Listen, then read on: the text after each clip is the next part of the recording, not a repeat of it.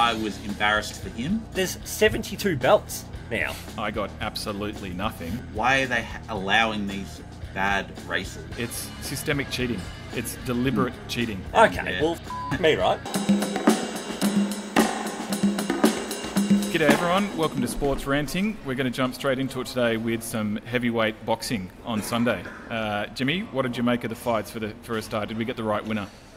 Yeah, we absolutely got the right winner. And I just think 25 years or whatever it was in the making for the undisputed heavyweight crown couldn't have lived up to the billing more than what it did. It was unbelievable. Both of them had their chance to win the fight, but at the end of the day, the right guy had his hand raised in Usyk. He was unbelievable. And these guys are not letting us down.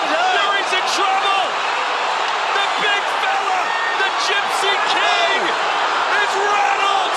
He's stumbling all over the place. Do you believe it? Do you believe it? He's going. The referee might stop it. Whoa! Fury, he's down. They'll call it a knockdown. Yeah, no, I thought Usyk won hands down. I had it anywhere from 114, 113 to 116, 111. I thought Usyk was all over him, and I thought that Fury had... He was really disappointing for how long he's been building up this fight and how much he was talking about it. Outside of like 4 or 5 rounds that Fury dominated from sort of like round 3 to about round 7, outside of that, it was all Usyk. See, I didn't think he dominated round 3 either. I thought he was better in round 3, but he didn't dominate round 3. And yeah, he almost had Usyk on the ropes in round 6 or round 7. Yeah, round 6. He should have pushed. Yeah, he should have pushed, but he didn't, and he just stood back and he was too busy showboating, especially in those early rounds. He gave up the first 2, at least. Yeah, comfortable. And I think that first left hook from Usyk, that scared the shit out of Fury. Oh, 100%. Oh, That's why definitely. he didn't push. I think that power that Usyk has in that left hand is just dynamite. Hit him with that, and then that's why Fury didn't go after him in the 6th when he had him a little bit rattled. Yeah. The ref could have stopped it in round 9. I'm shocked that it didn't. No, I'm glad he didn't. The bell was there, and obviously he was able to continue, but he was absolute jello. He was rocking. He was gone. He was gone. That's all right. Look, he was going to get beaten by the bell anyway, so, like, Usyk wouldn't even... Well, he didn't even get another shot in, so, like, I'm perfectly fine with that. It's for the undisputed world heavyweight title, like... That's a ref who understood the occasion. Yeah, exactly. And I'm not saying they should have called it. I'm saying he was in all sorts of trouble at that stage. Oh my god, he was gone. Yeah. They could have, and unless a referee would have called it there, and it would have been the wrong call to do it. Yeah, then. people would have been pissed off. Yeah. I want to ask you guys about. I mean, of all the excuses or whatever that Tyson Fury could have come up with, the one that he did. What was your take on that, Mertz? It was absolutely laughable. And his country's at war, so people are siding for the country at war. I was embarrassed for him. I thought, I think that Tyson Fury is a fantastic fighter. I think he's a fantastic, advertisement for boxing. But that was absolutely embarrassing. He has no idea. I reckon he was still knocked out from the 10th round. He was just like that. That is the most ludicrous thing to say that, his country's at war, so he got the sympathy. I reckon, if anything, Tyson won the close rounds, the 50-50 rounds. They went to Fury to get anywhere near close. And for the judge who awarded it to Fury, 7 rounds to 5? No, come on, mate. Yeah, well, and that was the issue. As soon as it went the distance, majority of people watching had it to Usyk. But as soon as any fight now in boxing goes to the judges' scorecards, you have no idea.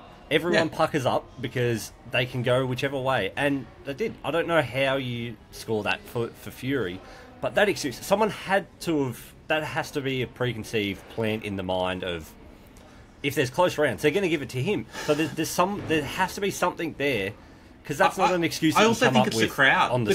The crowd were right behind Fury. They were like, when he came out, there was jeering and booing, and a little bit for Usyk. But when Fury came out, it was just like all love. And I think that has to affect the judges, because they turn around and they come up with some bloody weird scores. Yeah. But you're right, he's generally been good for the sport, and in a sport that doesn't always have the the most upstanding characters in it. He's never really set too much of a foot wrong. He's got the Gypsy King image and all of that, but this was way off base to bring up a war situation. Exactly, and I can understand if he turns around and goes like, I think I won that fight, but you know what, got to give props to him, and fantastic, be a good loser. Be like Tim Tszyu when he lost his fight. He was just like, you know what, I lost, he won, so he's a champion and everything. And he kind of said that, but then to bring up the, Ukraine, come on, mate, The dumbest, and if he had have gone the wilder path and said, oh, you know, I was drained from walking to the ring with all this heavy equipment on, you laugh at that and go, you're a dumbass. Don't pull this. But no, that's the Deontay Wilder excuse. Yeah, but the fact that he's gone this path just makes him look even more moronic. Yeah. No one is gonna, no judge or fan is sitting there going, oh, but that guy's country's at war, so we'll favour him. No, it was we favoured Usyk because he was the better fighter. The fact is that Usyk won majority of the rounds, and then the close ones went to Fury. That was the only reason it was close. The crazy thing about it is that 10-8 round, that was the deciding one. If he didn't score that knockdown, it's a 10-9 round and it's a majority draw, which would have been just horrific if that was the outcome. It was distasteful. It was in poor taste, and it's Tyson, come on, mate, you're better than that. I mean, use whatever excuse you want. Say you won the fight, but to go down the war path was completely unnecessary. I wanted to ask you guys about the belts. I mean, we've waited a quarter century to unify the belts, and it's going to last about 5 minutes. So I don't know, Jimmy, because Usyk's going to get stripped. We've got some mandatory challenges, whatever. So I mean, you get a belt. Everyone gets a belt in boxing at the moment. I hate this about boxing is the heavyweight division. There's 4 different belts. Do we need a WBO, a WBA, an IBF, an IBO, whatever the hell we've got? There's 72 belts now. Have a heavyweight division, have a flyweight division, have a cruiserweight division. That's it. Just one champion to rule them all. There are 5 belts. Okay, well, f*** me, right? WBA's got 2. And then you've also got the Ring Magazine one. But you know what? I don't even care about the belts because that's the thing of Lucas Brown when he fought fought Paul Gallen, and he was like, oh no, he's not a real world champion. He won the WBA regular belt, not the WBA super belt, which is the actual one. Yeah, I get that. It just makes people go oh, whatever. But my biggest problem with it is that these guys have literally been squatting in it for the last 5 years, where nothing has changed, nothing has happened, and they haven't fought each other. You had Anthony Joshua, who had the 3 belts, and he fought no one until he fought Andy Ruiz, who was a no one, who beat him, and then he came back and won him straight back. And then he fought Usyk and lost because Usyk was the better fighter and is a better boxer. You've got Tyson Fury, who's been sitting on his belt since he beat Klitschko, and who's he fought recently? In the last 3 years, he's fought Dillian Whyte. Hey, whoa! He fought Francis Ngannou. Okay? I'm getting to that. He fought Dillian Whyte, he fought Derek Chisora, and he fought Ngannou. And you could say that, he lost the Ngannou fight, but you cannot convince me that he trained for a regular fight for that fight. He didn't take it seriously. He thought he was going to win easy, and Ngannou's got the power, and that's what happens when you step into a heavyweight ring. But that's been 3 years that nothing has happened, and all boxing has wanted is a fight between him and Anthony Joshua, or him and to do this bloody Usyk fight for the past 2 years that we've been waiting, and he's turned around and gone well, I'm the A side, even though he's only got 1 belt of the 4. Just get these fights done. I'm so over it. I'm so over it. There's an old saying which the answer to all your questions is money. And over the last couple of decades, we've had the interim belt brought in, which was a completely made-up thing. We've had the super champions brought in. They're just trying to find ways to get more fights, more titles. It's all complete rubbish. But this is the thing with the IBF one that's going to get stripped off Usyk now. It's going to go to the Hrgovic and Dubois fight. Yeah. But is it? Because even in the story that we published the other day, it was there's still confusion about it will get stripped, but then it will be an interim belt. Yeah, it's not. And then that'll go to the belt will actually be vacant and then be fought for in September with Joshua and the winner of this next. Come on, it's on and on. But like, they're not fighting people who are like at the top. They're not fighting the best guys. And so Hrgovic has been there for a long time. He's been waiting like a year and a half, 2 years. But even his last fight was disappointing because he like fought Dempsey McKean, and like that was. Can I also Dempsey just McKean's not at the level. throw one last thing in here before we move on to the F1 is the undisputed belt. That was the ugliest thing I've ever seen. Why did that? Why did we need that to begin with? And B, It's like the BMF. who the came up with that thing? It was hideous. It was so bad. I mean, it's a bit of a get off my lawn kind of moment. But it's like I just miss the old days of all the belts are on the line. You win. You are now undisputed. It's such a rare situation that we seem to have these days, which is wrong in boxing. You want to know this is the best guy in that division, and there's no doubt about it. Just if you wanted to go a little bit further, you mentioned Joshua. I just wanted to ask you guys, maybe Jimmy, where you think he comes into this. He's actually improved. I thought he was losing some bad fights, but he's shown some decent form in the last year or so. Has he though? Yeah, well, I'm sort of with Mertz on this one. Like, has he looked very good against Ngannou, but that's because he took that as a professional fight and trained like he was going for the heavyweight title. I don't know. I guess what I'm saying is he's back on track by winning. He's actually winning is all I really. But I'd also need to look up the names of the guys that he beat, like Robert Hellenius and Otto Wallen. Like, I still think a Fury versus Joshua fight, which isn't going to happen now until at least next year, middle of next year sort of thing. But that is the fight that would be unbelievable. Pack out Wembley Arena, like the old British showdown. It won't be in Wembley Arena. It'll be back in Riyadh, Saudi Arabia. But like, they're the fights that we as fans just want. We want the top blokes taking each other on, but they just don't do it. They're too worried about their record, the money side of things. It all just becomes a big bloody blow up, and then 2 years go and they still haven't touched gloves. And the Grand Prix is underway. Even reaction time at the front of the field. Lando Norris is going to try and put the pressure on Max Verstappen. So I had the displeasure of covering this for news.com overnight. As you guys know, we just always want an angle for a story, preferably an early angle, a retirement, a decent crash, an Aussie doing something, a flag, give me something. I got absolutely nothing. And in the end, my angle was basically about this is the most boring race of all time. And I'm sure there are some contenders over the years with with races that didn't have a lot of action at all. But this one was pretty tedious. I think, Mertz, you struggled to stay awake, didn't you? Yeah, I fell asleep, and I kind of woke up a little bit when Lando came back and everything. But you know what? I used to cover the F1 every week, and I had quite a few ones where I had to sell it around it being the most boring race of all time, because why do they keep going to these tracks that you can't overtake, that offer absolutely nothing, that the entire weekend comes down to qualifying?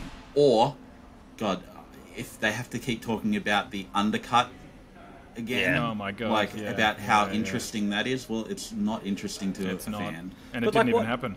And then they shortened DRS for this year at Imola. Like, one DRS zone. That's the only real zone and area on this track where you guaranteed an overtake, and they just went, no, we'll take that away from you. It wasn't a great straight either.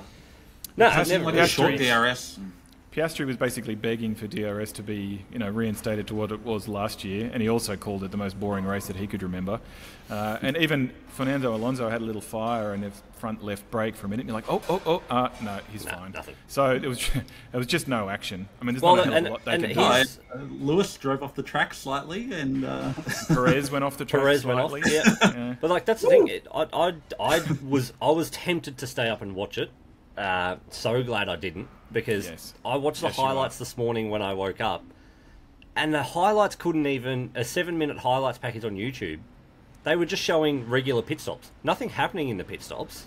They was just the pit stops. That was the extent of how boring this race was, well, nothing's happening on track. Here's Ferrari doing a 2.5 second pit stop. Yeah, exactly. The closest we got was Piastri trying to get past Sainz for about 20 laps and just never getting close enough to do it. DRS not helping him. And then Lando finally found Lando, who bitched and moaned the whole race about his lack of pace, finally got some pace in the last few laps, but it wasn't enough time to have a chance to overtake Verstappen. But even if he'd caught him, he would have had a lot of trouble getting past him.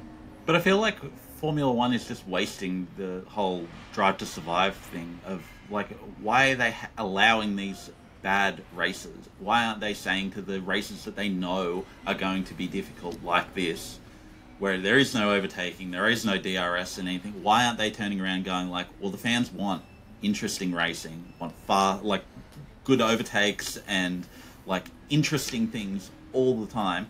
We need to mandate that the tracks actually offer this, and obviously you can't do that with city tracks and stuff like that. But are you talking about scrapping Imola and scrapping Monaco, or just altering the track itself, or what's the solution? I mean, like Monaco, you may as well just do a qualifying and that's it. Yeah, but Monaco, you guaranteed a flag or a safety car at some point in the race. Like, yes, it comes down to a lot of strategy, but you in those close confines of Monaco, someone finds a wall. Someone finds a wall at some stage. Someone dives in at those like second last corners to get a move done there, because it's really one of the only spots you sort of can. But at least in there, you know that at one point you're going to get yellow flags and a safety car or something. Like, overtakes are horrible and rarely done at that track, but that doesn't come down to that. Whereas these sort of tracks, I don't know, shortening the DRS just was so dumb, and all the drivers knew it as soon as it was decided. It was like, why are we doing this? Well, now we're all just single file. After 30 laps, just get some oil on the track, get some ball bearings out there. Throw some bananas in the pit stop, give Oscar a red shell, just, you know. No, but what I'm saying is that they have time. They have time to be able to go and fix these tracks and, like, change the layout and everything like that. So go and change the layout to mandate it that you actually have to have 3 overtaking zones, like proper overtaking zones on the track. But that was just Max started off and got out to a 6-second lead, like after no time at all, and just held it for the entire race. Yeah. Until Lando came back a little bit at the end. And we all know how predictable those races are going to be. But the other interest, of course, for us is Piastri, who is showing good pace. He actually qualified second before that 3-grid penalty, which I think was bullshit. Sorry, I think that penalty was bullshit. Where else is he meant to go at that point in the track where he got the penalty? Like, going through a pretty tight chicane. You couldn't really just... Unless you wanted to go off into the gravel. Like, it was on Hülkenberg, right? Yeah, Hülkenberg, yeah. So Hülkenberg made it through to Q3. At a certain point, it didn't really affect his... No, it didn't at all. He didn't knock him out. So, like... He was on a hot lap. And look, Piastri's a pretty honest guy, but he was pretty pissed off about it. I don't think he thought that was... But it also didn't affect him. No. It didn't affect Hülkenberg, so that's what I think there's a kind of like... If it affected him and he finished 16th, okay, well, then it probably has to impact Piastri. But I don't know what he could have done. And like I did see a few people saying that he could have backed off earlier because he saw that Hülkenberg was coming through. But I'm like, come on, you're taking it out on Piastri because his team didn't say like, oh, it looks like Hülkenberg's a bit closer than we thought. Yeah, no, I think that was bullshit. But that was super boring. What wasn't sort of boring overnight and this morning, and JD, I'm throwing to you here because you're rocking the shirt. We can all see it. Don't worry. The Premier League title race came down to the last game. Arsenal knew what they needed to do and what they wanted to happen in the Man City game. Didn't happen. Man City reigned supreme again. Floor is yours, JD. What do you got for us? Well, look, it was nice that it actually did come down to the last game of the season without the title being decided. But a month ago, most of us knew how this was going to unfold because City are just so good in those closing stages. But the bigger issue for me are these 115 charges that have been hanging over Man City's head for 15 months and nothing seems to happen. There's no repercussions. If you read through these charges, and of course it's all allegations, but it's failure to cooperate with authorities, failure to provide accurate payment details, fictitious sponsorship deals, overpaying players and managers, it goes on and on and on. Nothing seems to happen to them. And the difference, so Everton and Forest got charged. The difference with them is that they admitted it. Man City are digging their heels in and vehemently denying that they've actually done anything wrong. But we need this to be resolved. And all the while this is going on, they just keep banking trophies. I'm just hoping we might end up with we all remember the day the Melbourne Storm bombshell hit and they got stripped of their premierships and all the rest of it in 2010. You know, if these allegations are proven, of course, you want to see something very heavy-handed, possible relegation, possible title stripped, all the rest of it. But of course it has to be proven. And Man City are run by a country. They've got unbelievable wealth and the Premier League knows that and, is pretty happy to take that money. But I just think it's a disgusting situation that it is still unresolved. Every few months they say it's going to be resolved in a few months. Do you think, though, that because it is Man City and they're the top tier of the league and they've got all this money, that it's just going to get, here's a little slap on the wrist and off we go? Everything you read from all the comments from the FA is that they're taking it very seriously. It's a very slow process, all the rest of it. I mean, the period in question that these charges are from is 2009 to 2018. And then it took them that time to February 2023 to come up with the charges. So it is a very slow process. Part of the other problem is that it's not just those 9 years, it's how the club was set up financially in that time to still have this squad now that is still killing everybody. And look, we know it's not a level playing field. Man City, Liverpool, Arsenal, United are all spending so much more than the little boys can. So it's not, like for like salary cap type thing, but they have these rules, they've been hit with these charges, and meanwhile there's no repercussions. It's driving me nuts. Well, okay. Oh, sorry, you go, Matt. No, you go. From what I understand, the rules, the regulations that they breached, come from player payments, and that basically clubs are only allowed to spend what they make. Is that right? Yeah, more or less in a nutshell. But it's for want of a better term, it's cooking the books, and they're also not even opening the books. So they're not even letting people take a look at what they've done. And as I said, because that was the thing from 2018 to 2023, they didn't share. That's the part where they're not cooperating, right? Exactly. So we have 115 charges from 09 to 18, and then since then they haven't let investigators look at anything. So it's not like they suddenly cleaned up their act if these allegations are proven correct in 2018 and started doing the right thing. But it's just the fact they keep getting away with it and keep banking trophies. And a small part of me hopes and believes that maybe they'll come out with a big book and whack them and, relegation points, money, financial fine won't mean anything to them. But the fact that they just keep going on like this and banking these trophies. And the other thing is that the impact it has on these other clubs. There's some other clubs that are missing out on money or, points positions, or it filters down to the whole football league, really, all tiers of it. Let's see. Maybe we'll see them back docked 100 points and start in the championship and see how you go. It still wouldn't take them long to get back to the Premier League, whatever happens. But I think most football fans, outside of the few Man City fans that actually exist, just want it resolved. They just want it resolved. And it's dragged on for too long already. What's the point of billionaires owning clubs if they can't spend whatever the hell they want? Especially if they haven't got a salary cap. Yeah, they effectively can. But these rules, which are complicated and convoluted and whatever, at least were brought in so that everyone can see their reporting, see what numbers they're producing, see what the books are showing.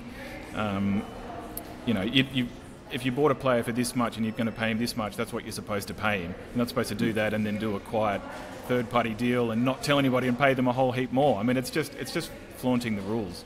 And it's obviously grey where some of these clubs are pumping in hundreds of millions of dollars a year and one player is worth more than an entire club.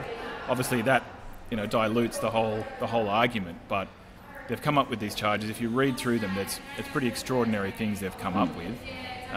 Let's see if they're proven correct, but we just need to have it cleaned up and finished and move on. And if they want to give Liverpool some titles retrospectively, I'm okay with that.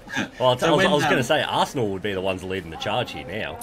No, 09 to 18, it's actually Liverpool and Manchester United. Oh no, but I'm talking about this year. Oh right, yeah, of course, yeah. Well, in Liverpool, apart from last season, Liverpool came second to City so many times and whatever.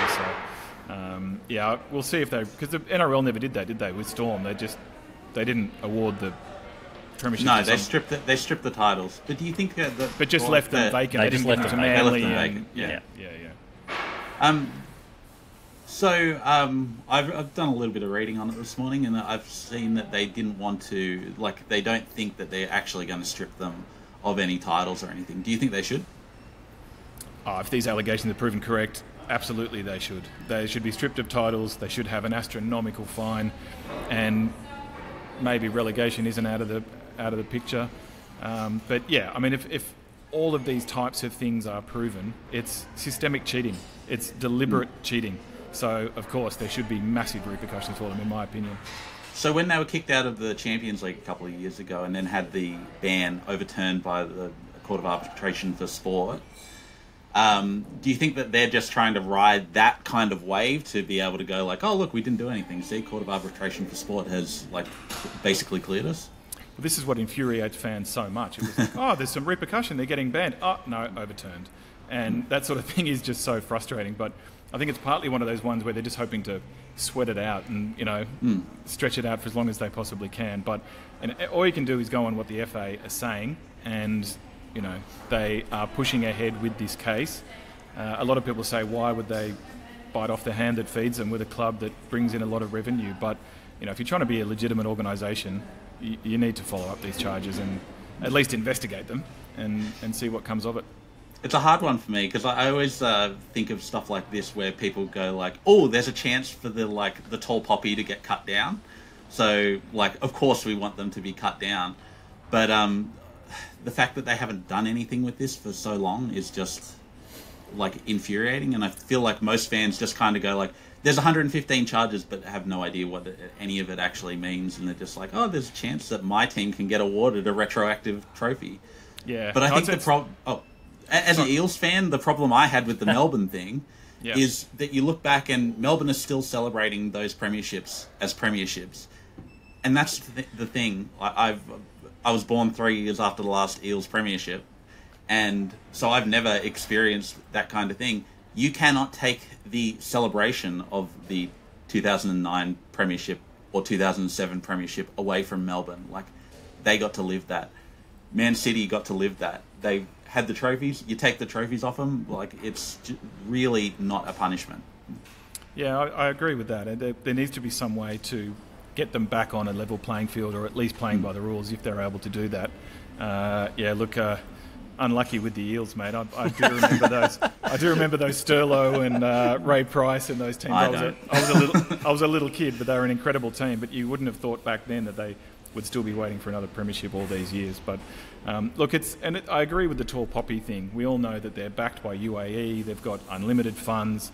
People don't like the way they went from, because Man City were never hated. They were battlers who went up and down divisions and whatever, and then suddenly they have the best squad in the world, and they're winning just about every year, at least winning some trophies every year. So I think part of it is to cut them down to size. It was a bit the same with Abramovich with Chelsea when he came in, but this is at a much, much bigger scale, spending and all the rest of it than that. We'll see. I reckon that's probably heaps on this. I was just going to ask you about the Nottingham and Everton thing, saying it's do you think that that's fair and that got dealt with so quickly compared to... Well, I think that the difference there is that they went, yeah, we did it. Yeah, that sort of pissed everyone off at first, how quickly that was resolved and how nothing happens with Man City, but they admitted to overspending and all the rest of it, so it was pretty... And it was 6 charges as opposed to 115, so they... Quick slap on the wrist, and funnily enough, Everton and Forest got smashed. And Forest both stayed up, so despite the points. All right, guys. It helps when you have shit teams. Yeah. Even so many shit teams. Yeah, even shitter teams. All right, guys, we'll leave it there. Love your work. Thanks for listening to Sports Ranting.